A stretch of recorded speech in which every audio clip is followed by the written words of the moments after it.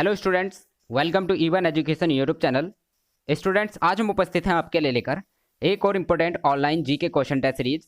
ये question test series काफ़ी important होने वाली है, तो इस क्वेश्चन टेस्ट सीरीज को पूरी देखिएगा और बहुत ही ध्यान से देखिएगा।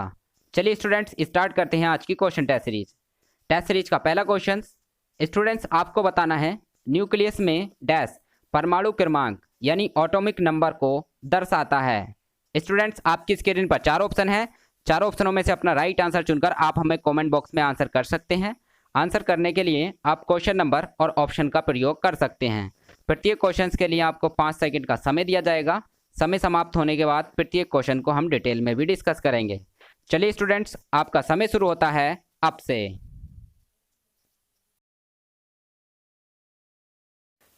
टाइम ऑफ स्टूडेंट्स, आपका राइट आंसर हो जाएगा ऑप्शन नंबर ए, प्रोटॉन। चलिए स्टूडेंट्स, इस क्वेश्चन को डिटेल में जान लेते हैं। न्यूक्लियस में प्रोटॉनों की संख्या परमाणु क्रमांक को व्यक्त करती है, अर्थात किसी तत्व का परमाणु क्रमांक उस तत्व के नाभिक में उपस्थित प्रोटॉनों की संख्या को कहते हैं। इस क्वेश्चन से इतनी महत्वपूर्ण जानकारी हमें मिलती है जो परीक्षा की दृष्टि से काफी इंपोर्टेंट है। क्वेश्चन नंबर नेक्स्ट, एक हाइड्रोजन एटम में कितने न्यूट्रॉन्स होते हैं?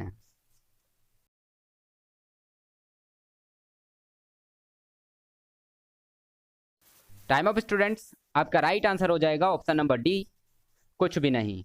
चलिए स्टूडेंट्स, इस क्वेश्चन को डिटेल में जान लेते हैं।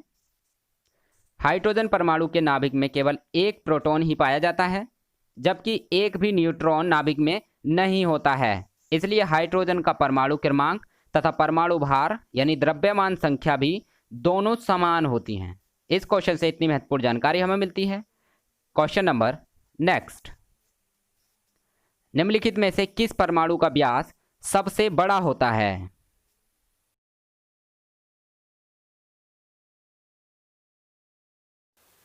टाइम ऑफ स्टूडेंट्स, आपका राइट आंसर हो जाएगा ऑप्शन नंबर ए, आयोडीन। चलिए स्टूडेंट्स, इस क्वेश्चन को भी डिटेल में जान लेते हैं। आयोडीन फ्लोरीन, क्लोरीन तथा ब्रोमीन हैलोजन तत्व कहलाते हैं। आधुनिक आवर्त सारणी में ये आक्रिय गैसें यानी नोबल गैसेस के बाएं और 17वें समूह में रखे गए हैं। इन दिए गए तत्वों में से आयोडीन यानी आई की परमाणु त्रिज्या तथा व्यास सबसे अधिक होता है। इस क्वेश्चन से इतनी महत्वपूर्ण जानकारी हमें मिलती है। क्वेश्चन नंबर नेक्स्ट, निम्नलिखित में से किन कणों में सकारात्मक आवेश होता है?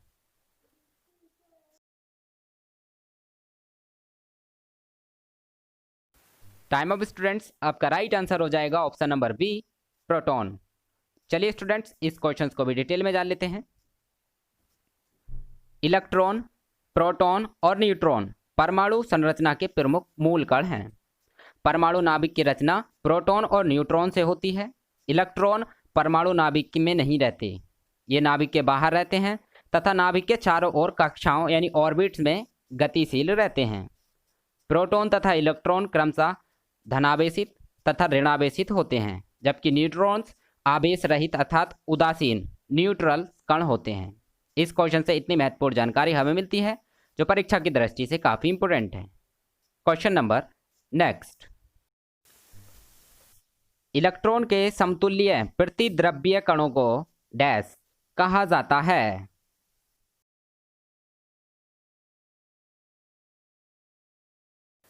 टाइम ऑफ फ्रेंड्स, आपका राइट आंसर हो जाएगा ऑप्शन नंबर डी, पॉजिट्रॉन्स। चलिए स्टूडेंट्स, इस क्वेश्चन को डिटेल में जान लेते हैं। इलेक्ट्रॉन के समतुल्य प्रतिद्रव्य कण पॉजिट्रॉन्स होते हैं।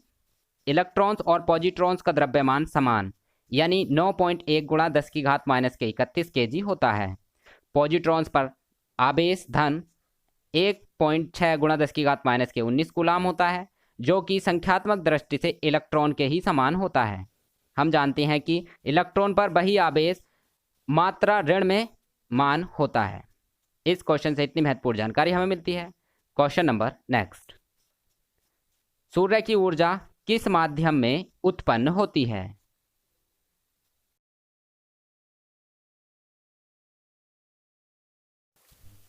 टाइम ऑफ फ्रेंड्स, आपका राइट आंसर हो जाएगा ऑप्शन नंबर ए, परमाणु संलयन। चलिए फ्रेंड्स, इस क्वेश्चन को भी डिटेल में जान लेते हैं। सूर्य पर विशाल मात्रा में हाइड्रोजन का भंडार है, जिसके परमाणु सूर्य के कोर में अति उच्च ताप और दाब के कारण नाभिकीय संलयन यानी परमाणु संलयन की क्रिया में भाग लेते हैं और अपने से अधिक भारी तत्व हीलियम का निर्माण करते हैं। इस क्वेश्चन से इतनी महत्वपूर्ण जानकारी हमें मिलती है। क्वेश्चन नंबर नेक्स्ट, एक ऑक्सीजन परमाणु में कितने संयोजी इलेक्ट्रॉन्स होते हैं?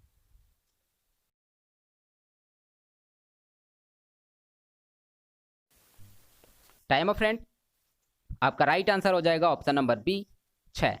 चलिए फ्रेंड्स, इस क्वेश्चन को भी डिटेल में जान लेते हैं। ऑक्सीजन का परमाणु क्रमांक 8 होता है, अर्थात इसका इलेक्ट्रॉनिक विन्यास 2,6 होगा। अर्थात ऑक्सीजन के प्रथम कक्ष में 2 इलेक्ट्रॉन, जबकि द्वितीय यानी बाह्य कक्ष में 6 इलेक्ट्रॉन होंगे। बाह्य कक्ष में इलेक्ट्रॉन संयोजी इलेक्ट्रॉन होते हैं, अतः ऑक्सीजन में 6 इलेक्ट्रॉन संयोजी होंगे। इस क्वेश्चन से इतनी महत्वपूर्ण जानकारी हमें मिलती है जो परीक्षा की दृष्टि से काफी इंपोर्टेंट है। क्वेश्चन नंबर नेक्स्ट, इनमें से कौन सी एक रासायनिक अभिक्रिया नहीं है? चलिए फ्रेंड्स, आपका समय शुरू होता है अब से।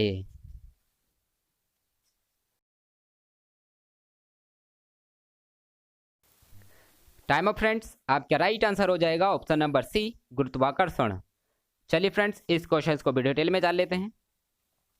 गुरुत्वाकर्षण एक भौतिक क्रिया है जिसके द्वारा एक पिंड दूसरे पिंड पर आकर्षण बल लगाता है, जिसे गुरुत्वाकर्षण बल कहते हैं। इस क्वेश्चन से इतनी महत्वपूर्ण जानकारी हमें मिलती है। क्वेश्चन नंबर नेक्स्ट, इनमें से कौन सा रासायनिक परिवर्तन का एक उदाहरण है?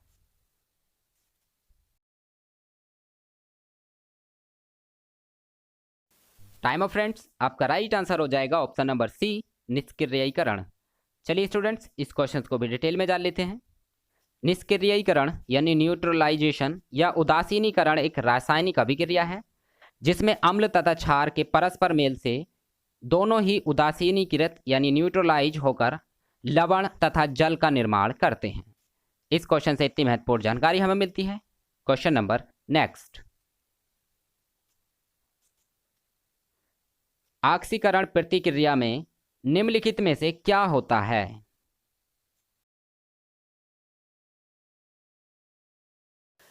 टाइम ऑफ फ्रेंड्स, आपका राइट आंसर हो जाएगा नंबर बी, इलेक्ट्रॉनों में कमी होती है।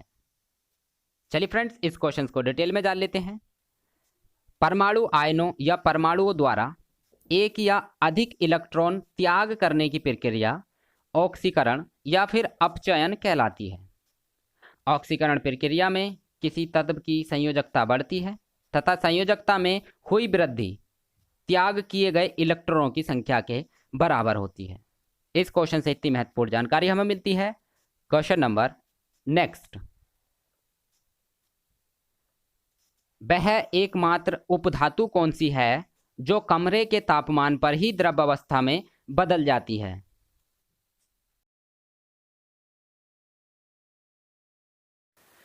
टाइम ऑफ फ्रेंड्स, आपका राइट आंसर हो जाएगा ऑप्शन नंबर बी, ब्रोमीन। चलिए स्टूडेंट्स, इस क्वेश्चन को भी डिटेल में जान लेते हैं। ब्रोमीन आधुनिक आवर्त सारणी के 17वें समूह का अधातु तत्व है जिसे Br प्रतीक द्वारा व्यक्त किया जाता है। यह कमरे के ताप पर ही द्रव अवस्था में रहता है जिसका रंग लाल भूरा होता है तथा खुला छोड़ देने पर यह शीघ्रता से कमरे के ही ताप पर लाल भूरे रंग के वाष्प में परिवर्तित हो जाता है। इस क्वेश्चन से इतनी महत्वपूर्ण जानकारी हमें मिलती है। क्वेश्चन नंबर नेक्स्ट, गर्म हवा के गुब्बारों में कौन सी गैस का प्रयोग किया जाता है?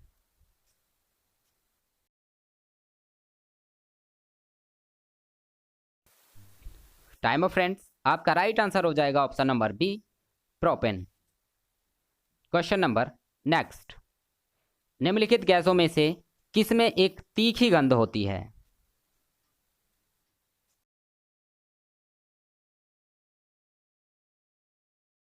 टाइम ऑफ स्टूडेंट्स, आपका राइट आंसर हो जाएगा option number A, ammonia.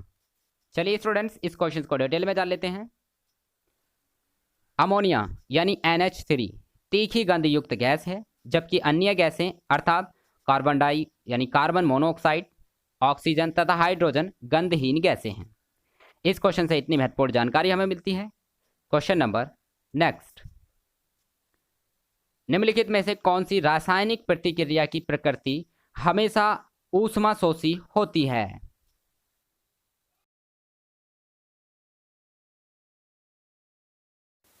Time off friends, आपका राइट आंसर हो जाएगा ऑप्शन नंबर बी, अपघटन प्रतिक्रिया। चलिए फ्रेंड्स, इस क्वेश्चन को डिटेल में जान लेते हैं।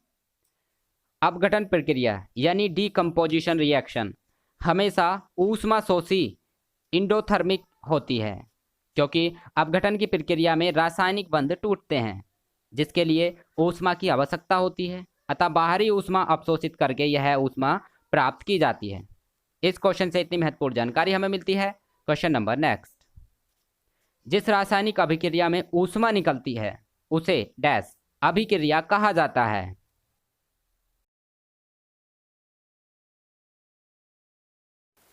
टाइम ऑफ फ्रेंड्स, आपका राइट आंसर हो जाएगा ऑप्शन नंबर ए, ऊष्माक्षेपी अभिक्रिया।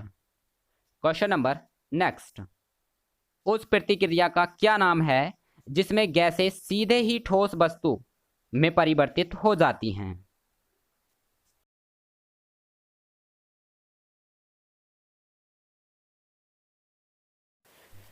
टाइम ऑफ फ्रेंड्स, आपका राइट आंसर हो जाएगा ऑप्शन नंबर बी, डिपोजिशन। चलिए फ्रेंड्स, इस क्वेश्चन को डिटेल में जान लेते हैं। गैस से सीधे ठोस पदार्थ में परिवर्तित होने की प्रक्रिया निक्षेपण यानी डिपोजिशन कहलाती है। यह वास्तव में रासायनिक वाष्प निक्षेपण यानी केमिकल वेपर डिपोजिशन की क्रिया होती है। इस क्वेश्चन से इतनी महत्वपूर्ण जानकारी हमें मिलती है। क्वेश्चन नंबर नेक्स्ट, डैश पदार्थ की उन अवस्थाओं में से एक है जो बहुत ही कम घनत्व वाली गैसों को अत्यंत कम तापमान के तहत ठंडा करके प्राप्त होती है।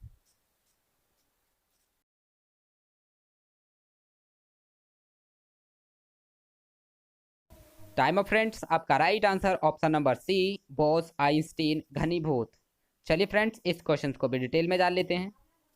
बोस आइंस्टीन घनीभूत पदार्थ की उन अवस्थाओं में से एक है जो बहुत ही कम घनत्व वाली गैसों को अत्यंत कम तापमान के तहत ठंडा करके प्राप्त होती है।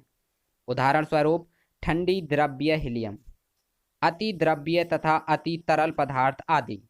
इस क्वेश्चन से इतनी महत्वपूर्ण जानकारी हमें मिलती है। Question number next,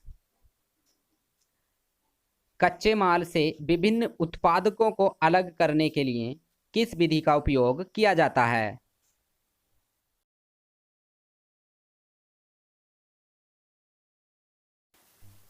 time off friends, आपका राइट आंसर हो जाएगा ऑप्शन नंबर बी, आंशिक आसवन।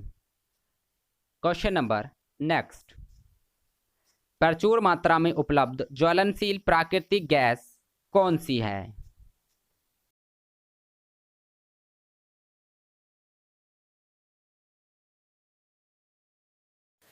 टाइम ऑफ फ्रेंड्स, आपका राइट आंसर हो जाएगा option number B, methane.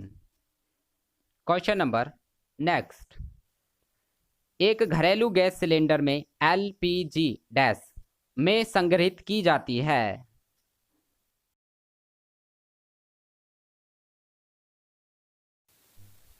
Time off friends, आपका राइट आंसर हो जाएगा ऑप्शन नंबर सी, तरल अवस्था में। चलिए स्टूडेंट्स, इस क्वेश्चन को भी डिटेल में जान लेते हैं। एलपीजी हाइड्रोकार्बन गैसों जैसे ब्यूटेन एवं प्रोपेन का मिश्रण है जिसे उच्च दाब पर सिलेंडर में संग्रहित करने पर यह तरल अवस्था में रहती है।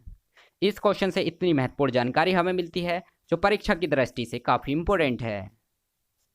दोस्तों, अगर ये वीडियो आपके लिए यूजफुल हो, आपको अच्छी लगी हो, तो इस वीडियो को एक लाइक ज़रूर कीजिएगा और अपने फ्रेंड्स में ज़्यादा से ज़्यादा शेयर कीजिएगा और इसी तरह की इंपॉर्टेंट वीडियो देखने के लिए चैनल को सब्सक्राइब कीजिएगा। चलिए स्टूडेंट्स, अगली वीडियो में मिलते हैं, तब तक के लिए गुड बाय।